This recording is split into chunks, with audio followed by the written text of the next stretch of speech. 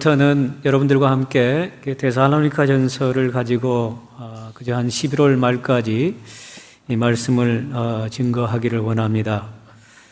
바울이 1차, 2차, 3차 그리고 어떤 신학자들은 로마에 간 거를 4차 전도여행으로 얘기를 하는데요.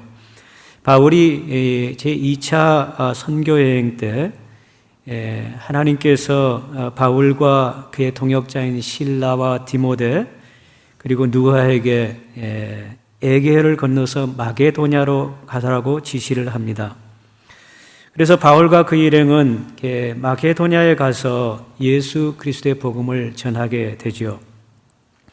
바울이 2차 전도여행 때 마게도냐 지역에서 첫 번째 세운 교회가 있는데 그 교회는 빌립보 교회입니다. 유럽에 세워진 첫 번째 교회였죠.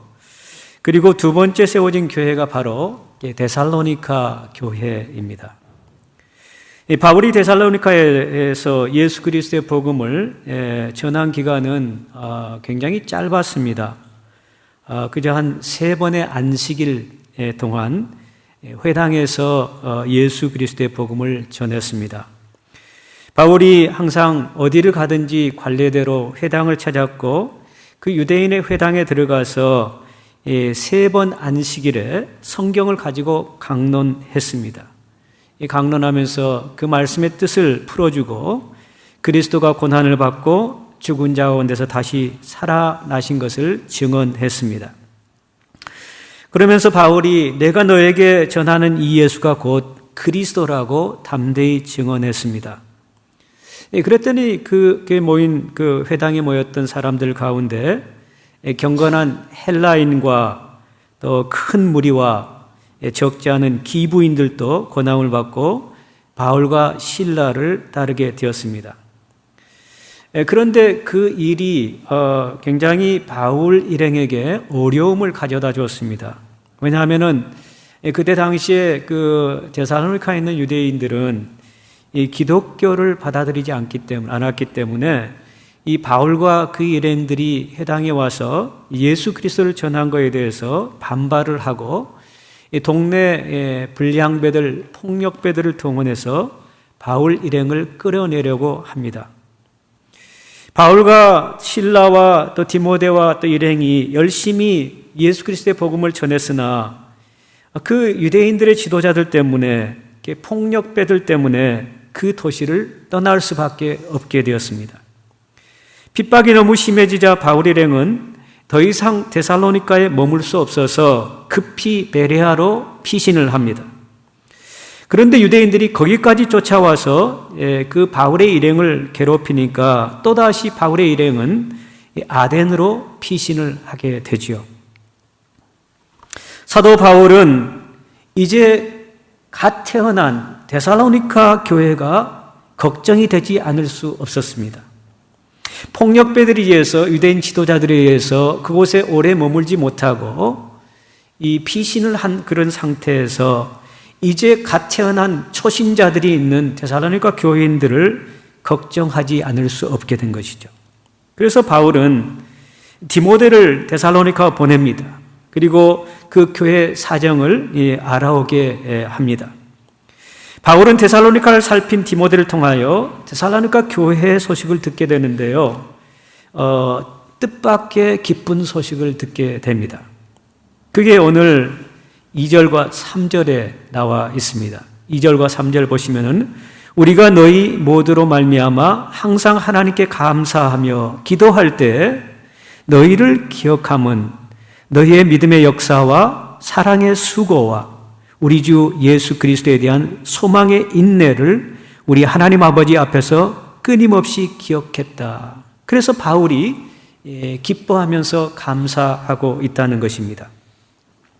데살로니가 교회는 믿음의 역사와 사랑의 수고와 소망의 인내가 많은 교회였다고 우리에게 소개하고 있습니다.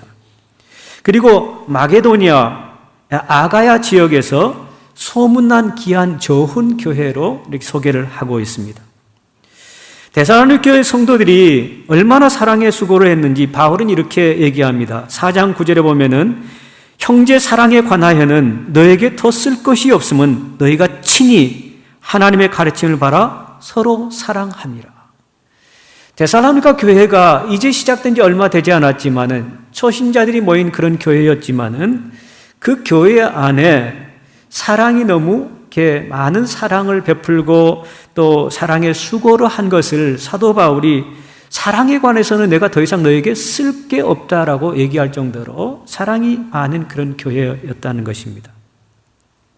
바울은 3절에서 기뻐하고 감사한 이유를 말할 때 데살로니가 교회 성도들이 믿음이 있고 사랑이 있고 소망이 있기 때문이라고 얘기하지 않았습니다. 바울이 데살로니가 교회 소식을 들으면서 감사하고 기뻐했던 것은 그 데살로니가 성도들이 믿음의 역사가 있었고 사랑의 수고가 있었고 소망의 인내가 있었기 때문에 기뻐하고 감사하다고 얘기를 하고 있습니다.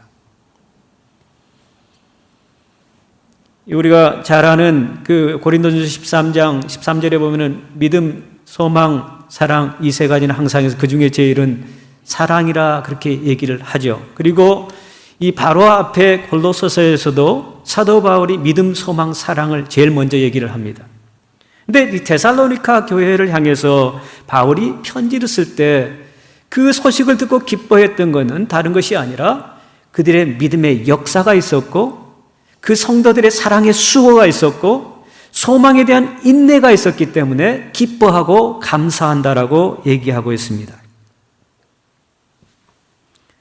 오늘은 이 세 가지 가운데 특별히 우리가 사랑의 수고에 대해서 한번 생각해 보았으면 좋겠습니다. 여러분 명품 좋아하세요? 명품 좋아하신 분들 손 들어보세요. 우리 두 분이 손을 들으셨네요. 네, 용감하십니다. 네. 여러분 명품을 갖고 싶은데 이 돈이 없는 사람들은 뭘 사죠? 짝퉁을 삽니다. 네, 사보셨군요. 네, 짝퉁을 삽니다. 네. 우리 한국은 이 카피를 너무나 잘하는 그런 나라여서 짝퉁을 진짜처럼 만들어 버립니다. 그래서 보통 사람은 육안으로 이게 진짜인지 가짜인지 구별을 못한다고 합니다. 그런데 그 사람이 가지고 있는 명품인지 짝퉁인지를 알 수 있는 방법이 하나가 있다고 합니다. 혹시 그 방법 아세요, 여러분? 네? 누가 얘기하셨어요? 비 올 때. 잘 아시네요. 이 진짜인지 가짜인지를 구별할 수 있는 좋은 방법이 있는데 우산을 가지고 있지 않는데 갑자기 비가 쏟아졌을 때 그 사람이 갖고 있는 게 명품인지 가짜인지를 알 수가 있다고 합니다. 명품을 가진 사람은 비가 오면 어떻게 할까요? 자기 옷 속에 넣습니다.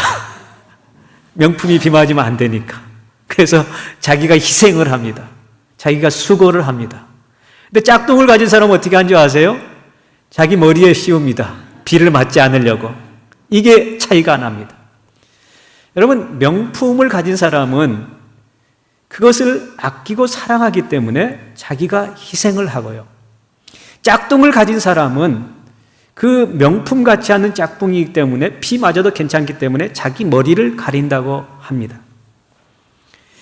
여러분, 그 사랑의 수고라는 얘기가 여기 나오는데 영어로 수고라는 단어를 뭘로 번역했는가 봤더니 labor라고 번역했어요. labor of love. 사랑의 수고. 여러분, 그 labor라는 얘기를 어디서 듣습니까? 병원에서 듣습니다. 아기 엄마가 아이를 출산할 때 그 labor라는 얘기를 듣게 되죠. 아이를 출산하는 엄마들은 그 얼마나 고통스러운 그 진통 때문에 그 진통을 겪어내면서 아이를 출산하는데 그때 사용하는 단어가 labor입니다.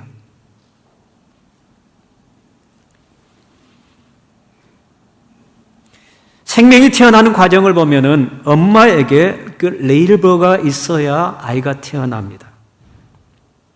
바울은 데살로니가 성도들 칭찬하면서 사랑의 수고가 있었다고 얘기하는데 그 수고라는 단어가 레이버라는 단어라는 것이죠.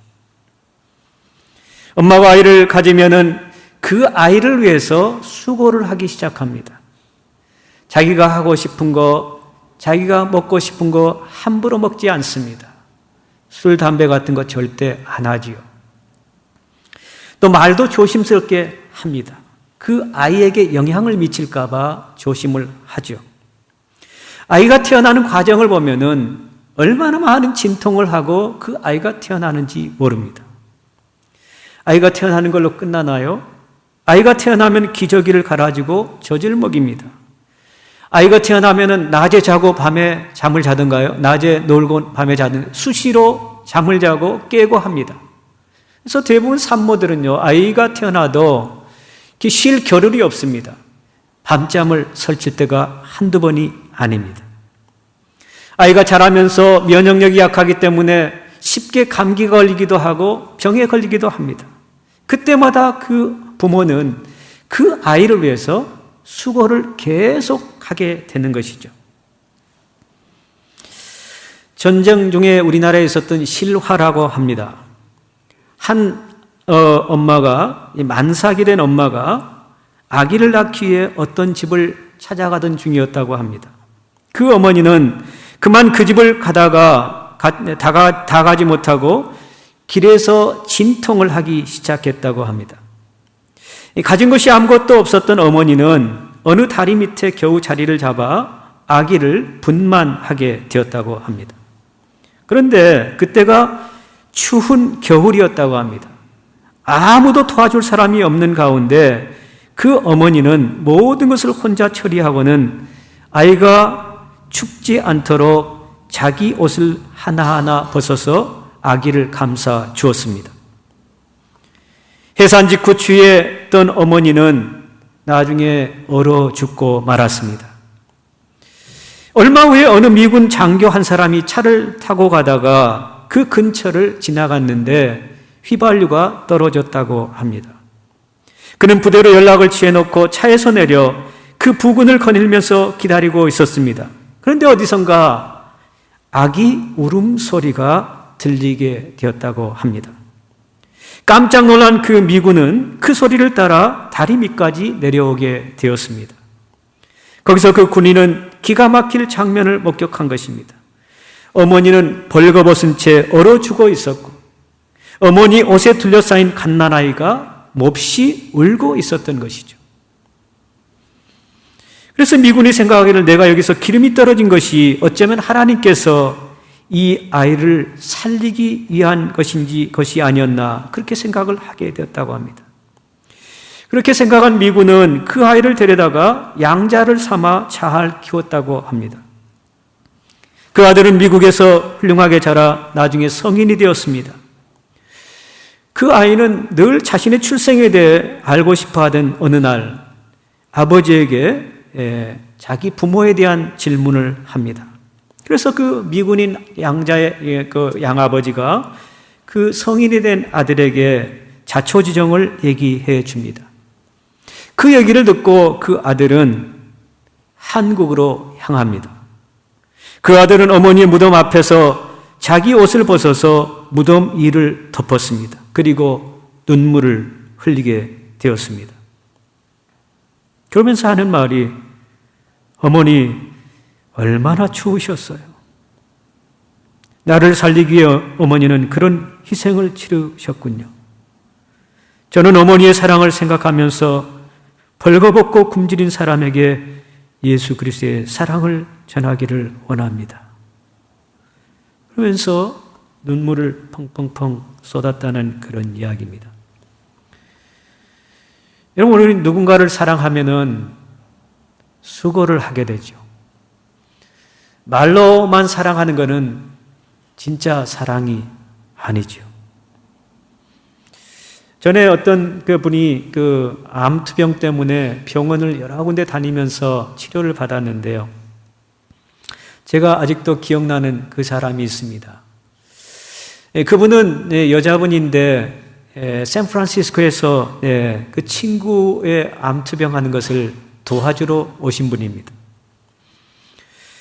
그분이 한 달간 휴가를 내서 친구가 암으로 투병 중이라는 소식을 듣고 샌프란시스코에서 시카고로 오게 된 것이죠. 전에 얘기를 들어보니까 시카고에 사시다가 그쪽으로 이사를 가신 것 같더라고요. 마침 그분의 전직이 간호사였기 때문에 병원에서 그 친구를 옆에서 간호해 주면서 또 의학적인 전문 용어를 통역해 주고 또 그 친구에게 위로해 주면서 한 달 동안을 거기서 지내는 겁니다. 그 분을 보면서 정말 그 집사님은 비록 암으로 투병 중에 있지만은 참 행복한 사람이구나 라는 생각을 해보았습니다. 어려웠을 때 친구가 달려와서 또 휴가를 내가지고 한 달씩이나 자기 옆에 있어주고 자기를 위로해주고 의학 전문 용어들을 자세히 통역해주고 실질적인 도움을 주는 것을 보면서 참 그분은 비록 암투병을 하시지만은 참 행복한 그런 사람이구나라는 생각을 해보았습니다. 만약 누군가를 사랑한다고 하면서 어려운 일을 당한 이웃을 생각도 안 하고 손 하나 까딱하지 않는다면 그 사랑이 진짜 사랑일까 하는 그런 생각을 해봅니다. 예수님을 믿는 사람이라면 예수님의 몸된 교회를 사랑하는 수고가 있어야 되는데 그런 수고가 없이 그냥 교회만 왔다 갔다 하는 것도 정말 주님의 교회를 사랑하는 사람인가라는 의심을 가져봅니다. 정말 누군가를 사랑하면은 희생하게 되고 수고를 아끼지 않게 되는 것이죠. 주님의 몸된 교회를 사랑한다고 하면은 그냥 왔다 갔다만 하지 않게 되는 것이죠. 뭔가 자발적으로 찾아서 섬기게 되는 것입니다. 동요 가운데 이런 게 있죠. 깊은 산속 옹달샘 누가 와서 먹나요? 맑고 맑은 옹달샘 누가 와서 먹나요? 새벽에 토끼가 눈 비비고 일어나 세수를 하러 왔다가 뭐만 먹고 가지요? 물만 먹고 가지요. 어떤 목사님이 그냥 웃음 소리로 그런 얘기를 교회에 와가지고 밥만 먹고 가는 그런 성도들이 있대요. 우리가 주님의 교회 일원으로서 주님의 교회를 섬긴다면은 밥만 먹고 가서는 안 되겠죠, 그렇죠? 또 밥 먹고 이 남은 거 이렇게 그냥 놔두면 안 되니까 싸가는데요. 제가 정리를 하면서 가끔 이렇게 쌓아놓고 누가 잊어버리고 안 가는 것을 참 많이 봐요. 여러분 쌓아놓은 거는 꼭 가져가세요. 놔두면 부패합니다. 냄새 나고요. 이 남은 거 싸는 거 좋죠. 근데 밥만 먹고 싸가지고만 간다면 그거는 글쎄요, 주님의 교회를 정말 사랑하는 것인가 그런 생각을 하게 되는 것이죠. 수고한 사람들이 참 많이 있죠, 교회를 위해서. 손과 발로 움직여서 말로만 하는 것이 아니라 정말 이를 찾아서 수고하는 그런 사람들이 참 많이 있습니다. 데살로니가 교회 성도들은 말로만 사랑하지 않았습니다. 그들에게는 사랑의 수고가 있었습니다. 우리 교회 성도들 가운데도 주님의 몸된 교회를 위해서 말없이 섬기는 분들이 참 많이 계십니다. 일일이 말씀을 드리지 않아도 아마 여러분들이 다 아실 겁니다. 정말 우리가 그 그리스도인의 사랑, 그리스도의 사랑을 받고 또 사랑하는 그런 사람으로 산다면은 사랑에는 수고가 있어야 된다는 거 기억하면서 우리 가족들도 그렇게 수고하면서 사랑하고 우리 이웃들도 그렇게 수고하면서 사랑하고 주님의 몸된 교회도 수고하면서 사랑하는 우리 모두 됐으면 좋겠습니다. 이 데살로니가 교회는 이 교회가 세워진 지 얼마 되지 않았고 거의 3주 정도 그냥 안식일에 회당에서 그리스도의 복음을 들었는데 그 아가야 지역에서 또 마케도니아 지역에서 그 사랑의 수고가 있다고 소문난 교회라고, 그래서 사도 바울이 그 사랑의 수고에 대해서는 더 이상 내가 쓸 게 없다고 칭찬을 했던 그런 교회인데 저는 우리 교회가 그런 교회가 되었으면 좋겠습니다. 여러분이 어떤 모임에 가기를 원한다면 뭐 때문에 그 모임을 가기를 원할까요? 그 공동체 안에 사랑의 수고가 있기 때문에 가는 것이죠. 다른 이유가 아닙니다. 공동체에 내가 속하고 싶은 것은 그 공동체 안에 사랑의 수고가 있기 때문에 서로 위로를 받고 서로 힘을 실어주고 그래서 그 공동체에 가기를 원하는 거예요. 우리 인간적인 사랑도 참 대단하지만요. 하나님은 우리를 사랑하실 때 우리 인간들의 수준의 사랑에서 우리를 사랑하지 않으셨습니다. 하나님에게도 우리를 사랑할 때 하나님의 많은 수고가 있으셨습니다. 우리가 잘 아는 대로 하나님은 사랑이십니다. 하나님의 사랑의 수고는 인간의 사랑과는 비교가 안 됩니다. 이사야서 53장에 보면은 예수 그리스도에 대해서 오실 메시아에 대해서 이렇게 소개합니다. 그는 멸시를 받아 사람들에게 버림받았으며 간고를 많이 겪었으며 질고를 아는 자라 마치 사람들이 그에게서 얼굴을 가리는 것 같이 멸시를 당하였고 우리도 그를 귀히 여기지 아니하였도다. 그는 실로 우리의 질고를 지고 우리의 슬픔을 당하였거늘 우리는 생각하기를 그는 징벌을 받아 하나님께 맞으며 고난을 당한다 하였노라. 그가 찔림은 우리의 허물 때문이요 그가 상함은 우리의 죄악 때문이라. 그가 징계를 받음으로 우리는 평화를 누리고 그가 채찍에 맞음으로 우리는 나음을 받았도다. 우리는 다 양 같아서 그릇 행하여 각기 제 길로 갔거늘 여호와께서는 우리 모두의 죄악을 그에게 담당시키셨도다. 하나님의 사랑은 우리 인간들의 사랑에 수고하는 비교가 안 되는 그런 사랑을 해 주셨습니다. 그가 곤욕을 당하여 괴로울 때도 그는 입을 열지 않았습니다. 마치 도수장에 끌려가는 어린 양과 털 깎는 자 앞에서 잠잠한 양같이 입을 열지 않았습니다. 그가 자기 영혼에 수고한 것을 보고 만족하게 여길 것이라 나의 의로운 종이 자기 지식으로 많은 사람을 의롭게 하며 또 그들의 죄악을 친히 담당하리로다. 여기도 수고라는 단어가 나오죠.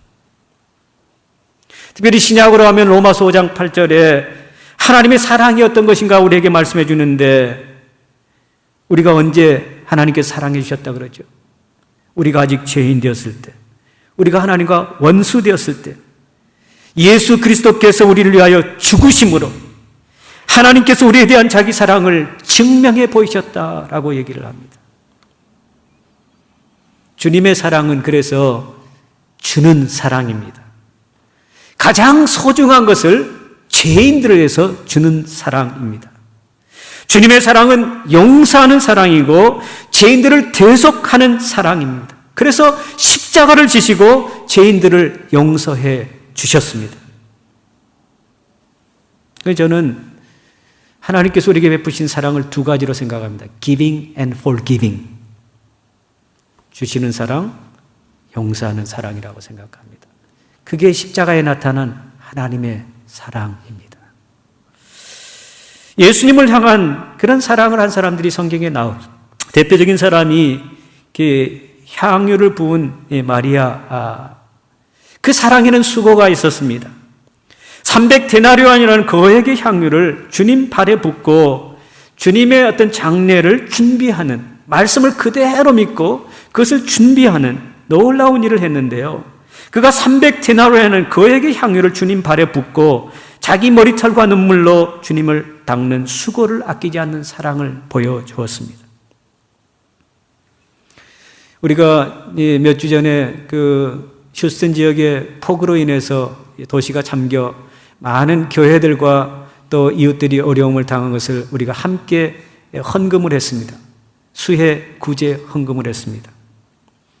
아마 여러분들이 그들의 아픔을 나의 아픔으로 생각하고 아마 헌금을 했을 것입니다. 우리가 여기서 기도한다고, 물론 기도를 통해서도 그 사람이 힘을 얻을 수 있겠죠. 그러나 실질적으로 정말 우리가 그 어렵게 그 번 돈을 가지고 그들을 내 아픔으로 생각하고 정말 최선을 다해서 보냈다면 그 사랑이 진짜 사랑일 것입니다. 주님을 향한 또 다른 사람들의 그 사랑의 수고가 있었죠. 빌립보 교회를 시작한 루디아 같은 사람은 사랑의 수고를 했는데, 어떻게 사랑의 수고를 했는데 자기 집을 교회로 사용하도록 내주었고 자신의 사업을 통하여 바울 사도의 복음을 물질로 섬기는 수고를 했던 사람이죠. 그들은 말로만 사랑한다고 하지 않은 사람들이었습니다. 그들은 시간과 물질과 손과 발이 움직이는 행동으로 하는 그런 사랑을 했던 사람들입니다. 사실은요, 우리가 정말 누군가를 사랑하면은 수고가 뒤따르지만요, 그 수고는 기쁨으로 돌아오는 것 여러분 경험하실 것입니다. 아기 엄마가 레이버, 진통을 10시간, 20시간 하지만은 그 아이 한 생명이 태어나는 그것을 통해서 그 수고를 다 잊어버리게 되는 것이죠. 사랑하는 성도 여러분, 우리가 하나님의 사랑을 경험했다면은, 하나님의 사랑의 수고를 경험했다면은, 우리도 하나님처럼 이웃을 사랑하고 주님의 몸된 교회를 사랑하는 성도들이 되기를 간절히 축원합니다. 이웃 사랑을 하는 수고를 할 수 있기를 바라고, 성도들을 사랑하는 수고를 할 수 있기를 바라고, 주님의 몸된 교회를 섬기며 사랑의 수고를 하는 성도들 될 수 있기를 바랍니다. 그리고 주님을 따르는 참 제자가 될 수 있기를 바랍니다. 요한복음에 보면은 예수님께서 참 제자가 누구인가를 이렇게 말씀합니다. 새 계명을 너희에게 주노니 서로 사랑하라. 내가 너희를 사랑한 것 같이 너희도 서로 사랑하라. 너희가 서로 사랑하면 이로써 모든 사람이 너희가 내 제자인 줄 알리라. 아프리카에서 선교하는 선교사가 한번 이런 질문을 받았다고 합니다. 당신은 당신이 하고 있는 일을 진실로 좋아해서 하십니까? 그 질문에 선교사의 대답은 충격적이었습니다. 아닙니다. 나와 내 아내는 이 먼지와 고생을 좋아하지 않습니다. 우리는 초라한 냄새가 나는 이런 오두막집에서 사는 것을 절대로 좋아하지 않습니다. 그러나 우리가 좋아하지 않는다고 그리스도를 위하여 아무것도 하지 않으면 되겠습니까? 우리는 가라는 명령을 받았고 그리스도의 사랑이 우리를 강권하여 이곳에 와서 어렵지만 선교를 하고 있습니다. 야고보서에서도 우리가 보았던 것처럼 형제나 자매가 헐벗고 일용할 양식이 없는데 말로만 평안히 가라, 춥지 않게 잘 지내라, 몸 상하지 않게 잘 챙겨 먹으라 라고 한다면은 그게 효과가 있겠느냐, 그런 질문을 던지죠. 자, 우리 엑소더스 교회 성도들이 데살로니가 교회 성도들처럼 사랑의 수고를 아끼지 않는, 그래서 이 지역에서 우리 엑소더스 교회는 사랑이 풍성하다고 소문이 나는, 그래서 많은 사람들이 우리 교회를 찾는 귀한 역사가 있기를 간절히 소원합니다. 기도하십시다.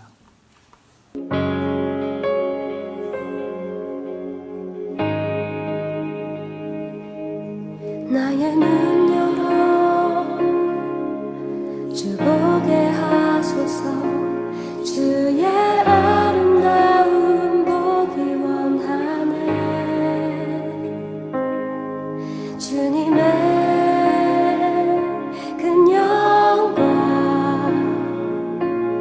나의 영혼 찬양케 하네. 나의 맘 열어 주께 나아갑니다. 주의 거룩한 뜻 알게 하소서. 주님의 그 음성 나